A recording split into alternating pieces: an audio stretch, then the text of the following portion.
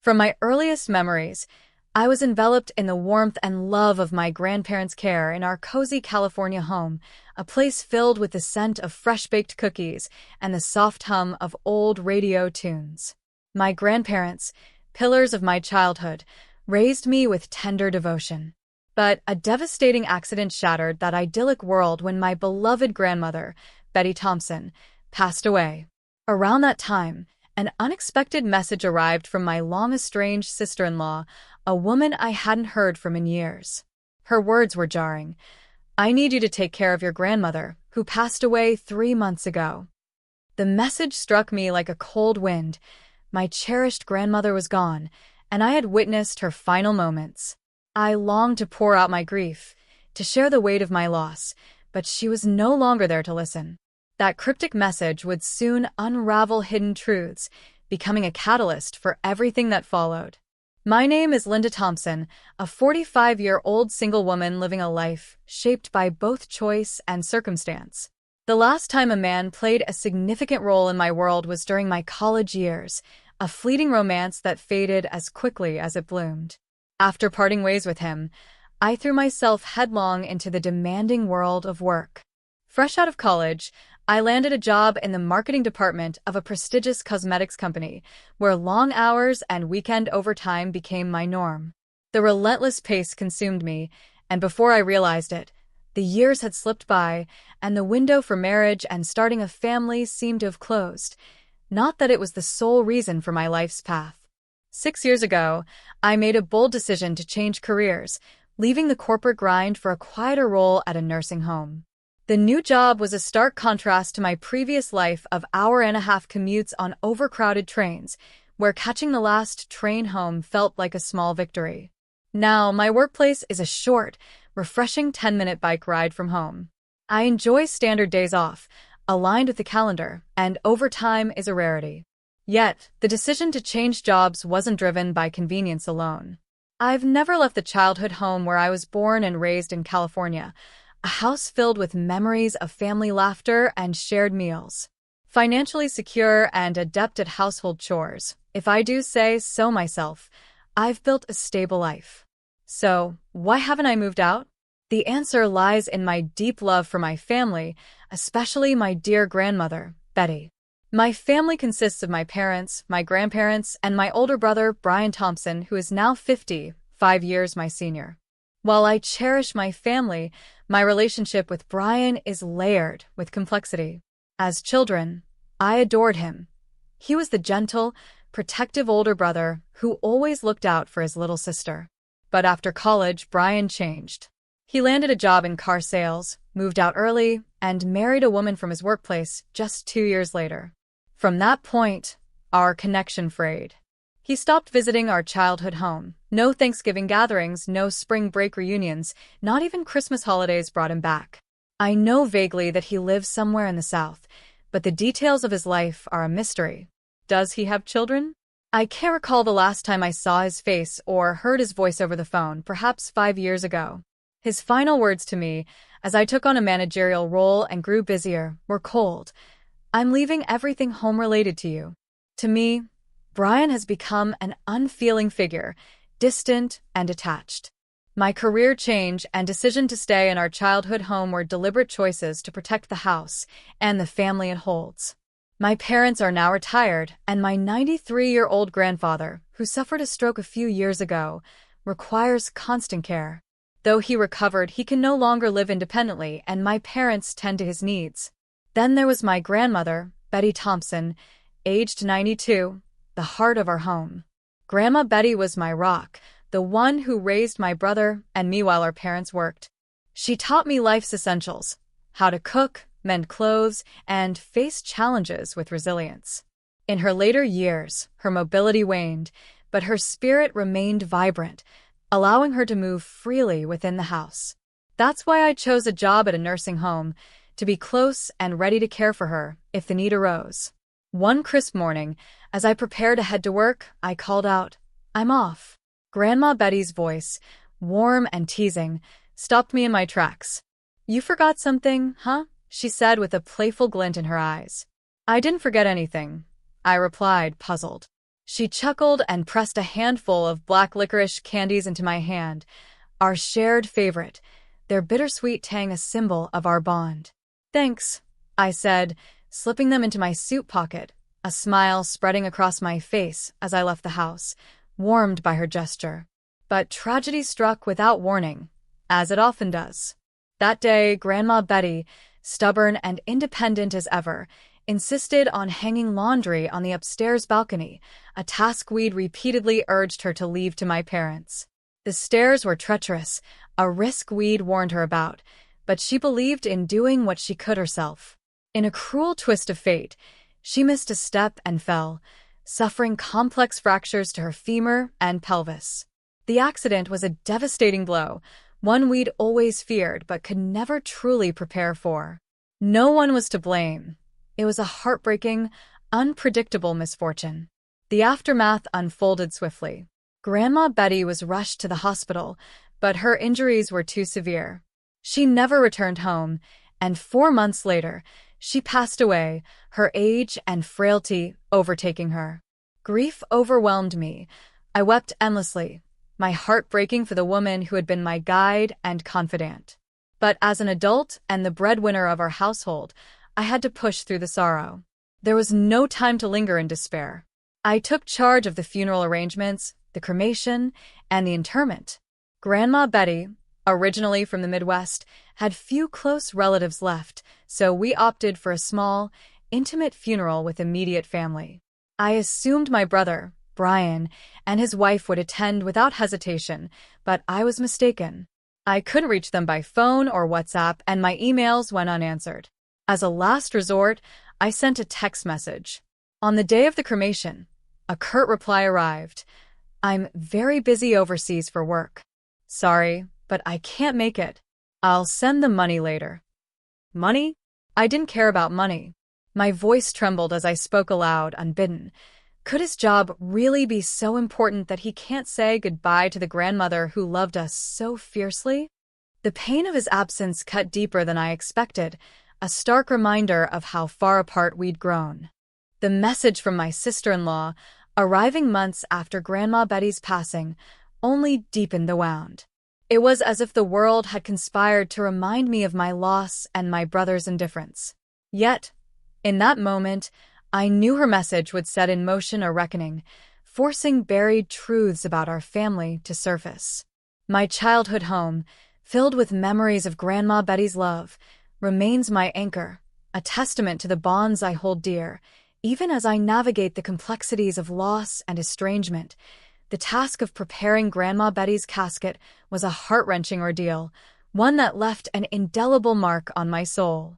Her makeup was applied with such care that she appeared to be merely sleeping, her face serene and peaceful, as if she might open her eyes and offer me one of her beloved black licorice candies. Instead of surrounding her with flowers, I placed a cherished photograph of Grandpa, capturing his warm smile, alongside a small bundle of her favorite licorice candies, their bittersweet scent a poignant reminder of our shared moments. As I arranged these tokens of love, a profound shift occurred within me. My perception of my brother, Brian, darkened irreversibly. From that moment, a deep resentment took root, and I found myself despising him for his absence and indifference during our family's loss. Since then, the seasons have turned, and winter's chill has settled over our California town, blanketing the streets in a quiet frost. For me, the passage of seasons, spring's renewal, summer's warmth, autumn's golden hues, or winter's starkness, holds little meaning. My heart feels trapped in an eternal winter, a reflection of the emptiness left by Grandma Betty's passing.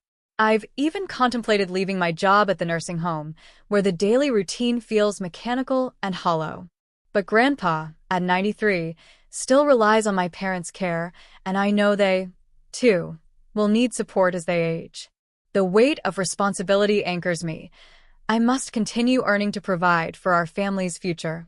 With these thoughts swirling, I trudged through my workdays, my heart heavy with a void that seemed impossible to fill. During a lunch break on a mundane weekday, as I sat in the nursing home's break room, staring at a cold cup of coffee, my phone buzzed with an unexpected call. The screen displayed Heather Thompson, my 46-year-old sister-in-law, Brian's wife. If her name hadn't been registered, I might have ignored it. Heather and I had spoken only once, briefly, after her wedding to Brian years ago, a fleeting conversation that left little impression. Why would she call now? The persistent ringing grated on my nerves, but with a heavy sigh, I answered. Yes, this is Linda, I said, my voice tinged with wariness. Sorry to disturb you at work, Heather began, her tone apologetic yet warm. This is Heather, Brian's wife. It's been a while.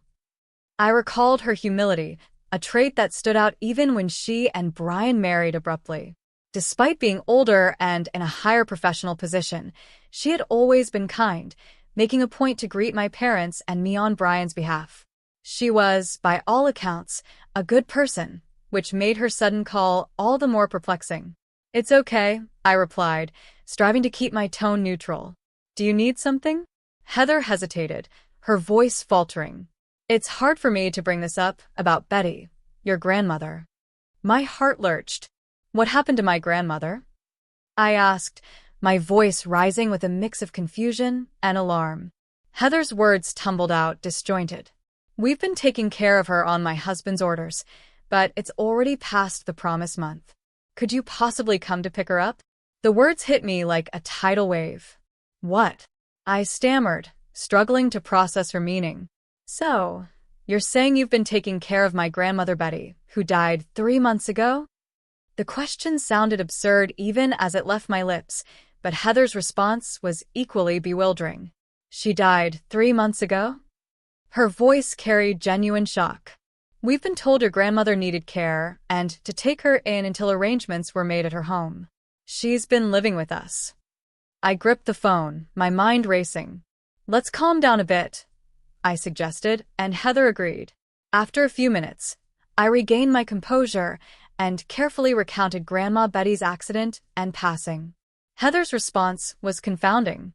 She explained that at their home, she and Brian had been caring for a woman they believed to be Betty, per Brian's instructions. 2 possibilities emerged. Either we were both telling the truth, or one of us was mistaken. If we were both honest, then Brian was the one weaving a web of lies. The thought ignited a spark of anger. Why would he tell such a blatant falsehood, one so easily exposed? I needed to confront Brian immediately, but he was notoriously unreachable by phone. I've never used my husband's cell phone either, Heather admitted. He won't let me. But he's been working remotely lately. I think I could get him to talk on my phone tonight. I seized the opportunity. A face-to-face conversation might help, I said, though a problem lingered. I'm not even sure where you two live now. We've been in Vice City, California, for over 10 years, Heather replied. It's just the next town over from you, Linda. The revelation stunned me.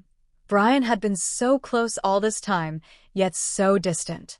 We agreed to arrange a call on Heather's phone that evening and ended the conversation. Mixed emotions churned within me. Vice City was practically next door. How could Brian expect me to care for some stranger, posing as our grandmother, mere months after her death? The audacity felt like a betrayal, a repugnance that deepened my resentment. That evening, I returned to my childhood home, the familiar creak of the floorboards a bittersweet reminder of Grandma Betty. At 8 p.m., I dialed Heather's number, knowing she was waiting in her own home, eager to facilitate this confrontation.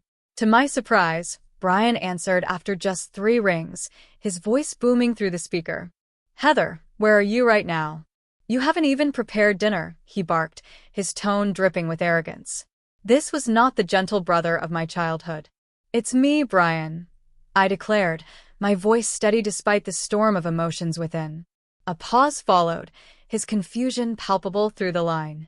I waited, the weight of years of estrangement and unanswered questions hanging between us, ready to unravel the truth behind his lies. The tension in the room was palpable as Brian's voice crackled through the speakerphone. That's Linda, isn't it? Why? Where's Heather? He demanded, his tone sharp with suspicion. Heather's calm voice followed, steady and unwavering. I'm here, she replied. Brian stumbled over his words, caught off guard. Why are you with Linda? he stammered, then quickly regained his composure. Don't tell me you told Linda about that matter, he said, his voice tinged with accusation. Yes, I did, Heather responded, her demeanor composed, almost serene, despite the weight of the moment. Brian's frustration erupted. I told you it was too early to talk about it, he exclaimed, his sudden shift in attitude betraying his unease.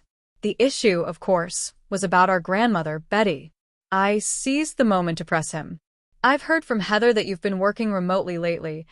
I began, my voice steady, but laced with suppressed anger. What about it? Brian shot back, and I could almost picture the scowl twisting his features, a stark contrast to the gentle brother I once knew. Why don't we talk face-to-face using a remote work app? I proposed, determined to confront him directly. I'll send you the ID and password. Heather chimed in, her voice firm, offering support like a well-aimed arrow. If you refuse, I'll take Linda and go back home. Fine. Brian relented, his tone grudging, dripping with reluctance. Using Heather's smartphone, I sent him the login details for the video call. We waited in tense silence, the seconds stretching like hours. When Brian's face appeared on my computer screen, it was unmistakable, though slightly heavier than the last time I'd seen him years ago. His familiar features, now hardened by time and distance, stirred a mix of nostalgia and fury within me. It's Brian, he said curtly. So, what's so important that we have to face each other to talk about? I'm busy here. His attempt to play dumb ignited a fire in my chest. Isn't it obvious? I snapped, my voice trembling with barely contained rage. It's about our grandmother. What do you mean by saying we should take in our grandmother, who died 3 months ago? To my shock, Brian responded with infuriating calm. You must be misunderstanding something, he said smoothly. Our grandmother isn't dead. I'm taking care of her at my place. It was you, Linda, who asked for this, wasn't it? The words hit me like a physical blow. What? I gasped, stunned by his audacity. Was he so desperate to hide the truth from Heather that he'd resort to such a blatant lie? My own brother stooping to this level, it was almost too much to bear. Anger surged, threatening to spill over into tears. I sent you a text message about her passing, I said, my voice breaking. I don't remember, Brian replied coolly. Grandma's here with me right now. Do you want me to bring her here? Yes, bring her here, I demanded, my voice firm despite the tears welling in my eyes. Brian's defiance was unshaken. He left the screen briefly and returned, pushing a frail, elderly woman in a wheelchair. Say hello, Grandma, he prompted. The woman spoke in a halting voice. Linda, it's been a while. I'm Betty. The farce was unbearable. My blood boiled as I stared at the screen. She's a completely different person, I exclaimed. The woman bore no resemblance to my beloved Grandma Betty, not in her features, her voice, or her manner. For one, my grandmother would never have called me simply Linda with such formality. Brian pressed on undeterred. As you age, your appearance changes. She's been showing signs of dementia recently, so it's no surprise her memories of you are vague. His determination to deny the truth was maddening. So, you won't acknowledge the death certificate submitted by the district office? I challenged, my voice sharp. Of course not, he smirked. Documents can be forged these days. His arrogance fueled my resolve. I was prepared for this. Just wait, I said, my tone icy. I'll show you evidence too. Leaving a visibly perplexed Brian on the screen, I stepped out of the room, my heart pounding with purpose. Minutes later, I returned, accompanied by the one person who could shatter Brian's lies. Well, isn't it Brian? Long time no see, you ungrateful one. Grandpa's voice boomed, steady and commanding despite his age. Brian's eyes widened, his composure cracking. Grandpa? You are supposed to be bedridden, he blurted, clearly shaken by this unexpected confrontation. At one point, I was prepared to die, Grandpa admitted, his voice carrying the weight of his years. Even now, I can't manage the bathroom on my own, but my mind's still sharp. I've heard everything from Linda. Are you saying that woman next to you is my wife, Betty? Nonsense. Betty was far more beautiful. His words, laced with both love and indignation, cut through the air. Cornered, Brian abruptly hung up, likely scrambling to log out of the video call. Heather, who had remained silent until now, spoke up, her voice steady but laced with quiet fury. "Are you running away, Brian? Going to Catherine's place?" Brian's face, still visible on the screen, paled dramatically. "How do you know that?" he stammered, his confidence evaporating. Heather's response was measured but piercing. "I've suspected for a while, Brian. You underestimate me. Your grandmother, well, this woman, kept mentioning Catherine. It's not my name, nor Linda's mother's. I confirmed with Linda, and she had no recollection of a Catherine either. I've had my suspicions for a long time, so I hired a private detective to investigate possible infidelity. The results came quickly. Pictures of you at the scene of the affair." The revelation hung in the air, a final blow to Brian's crumbling facade. The truth was unraveling, exposing not only his lies about our grandmother, but also the deeper betrayals he had hidden from both Heather and me. The screen flickered, but the weight of his deception lingered, a stark reminder of how far my brother had strayed from the family we once were. The air in the room crackled with tension as Heather's voice cut through the silence of the video call.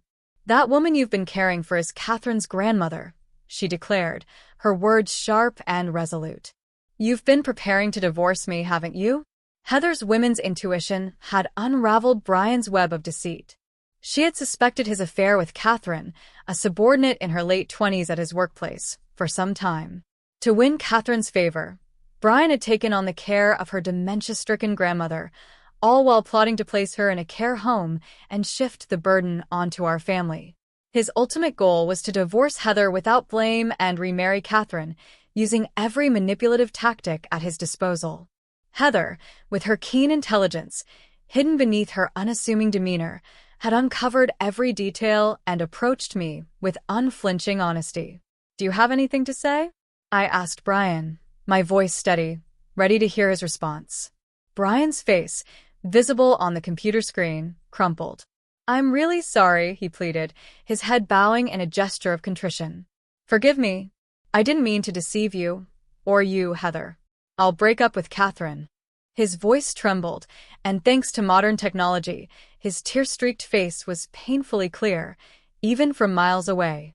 But Grandpa, his presence commanding despite his frailty, was unmoved. "Science these days lets us see your crying face from afar," he said, his tone laced with disdain. "After using Betty's name and betraying my beloved granddaughter and daughter-in-law, I don't ever want to see your face again. This is the last time, Brian." His words carried the weight of finality. I nodded, my heart heavy but resolute. "Grandpa's the most authoritative person here," I said. "And by the way, Brian, I never want to see your face again either. Heather, tell him." Heather's voice was calm but firm. "I've already completed the divorce mediation process. I'm going back to my parents' house. We'll meet in court next. Goodbye, Brian." With those words, I pressed the exit button on the remote conversation, the screen going dark as the call ended, severing the last thread of connection with my brother. The seasons shifted, and the crisp air of the autumn equinox settled over our California town, painting the hills in shades of amber and gold. I found myself alone at Grandma Betty's grave, the quiet cemetery a stark contrast to the turmoil of months past. With my hands clasped, I stood before her headstone, silently recounting the events that had unfolded. Brian's divorce from Heather had proceeded swiftly, the outcome heavily in Heather's favor. He was ordered to pay an enormous amount of alimony, a financial burden that crushed his plans. At one point, he returned to our childhood home, pleading for forgiveness, but Grandpa, his mind still razor-sharp, ensured a virtual disownment. His will now explicitly excluded Brian, declaring him no longer family. Brian's hopes of remarrying Catherine crumbled. Women, it seemed, were not so eager to marry a divorced man in his 50s, stripped of savings and drowning in debt. Forced to resign from his long-held job at the automobile company, he now scraped by in a cheap one-bedroom apartment, working odd jobs to cover alimony. In an era where opportunities for someone over 50 with no significant qualifications are scarce, his downfall was a clear case of reaping what he had sown. Much of this news came from Heather, who had become an unexpected ally. After the confrontation, we bonded over shared pain and mutual respect, meeting often for tea and conversation, forging a friendship that felt like a small light in the darkness. As I stood at the grave, I murmured, "I finished everything, grandmother. I'll come again." A sudden breeze, sharp and cool, swept through the cemetery, carrying a whisper that stopped my heart. "Lynn," it seemed to say, in a voice I loved so dearly, Grandma Betty's voice, soft and warm. I froze, my breath catching. In my right hand, I felt an unfamiliar weight. Opening my palm, I found a single piece of black licorice candy, its bittersweet scent stirring memories of her laughter. I frowned, puzzled. I hadn't brought any candy as an offering today. I wasn't one to believe in gods or ghosts, and the logical part of me insisted I must have picked up a piece from the altar unconsciously, slipping it into my pocket. Yet, as I stood there, the candy cradled in my hand, a warmth spread through me. If I allowed myself to believe that Grandma Betty was still watching over me, somewhere beyond the veil, it gave me the strength to keep going. "Thank you, grandmother," I whispered, looking up at the vast, cloud-streaked sky. With a final glance at her grave, I turned and left the cemetery, the candy a quiet reminder of her enduring presence in my life. Please feel free to comment below if you liked this. Remember to like and subscribe for more.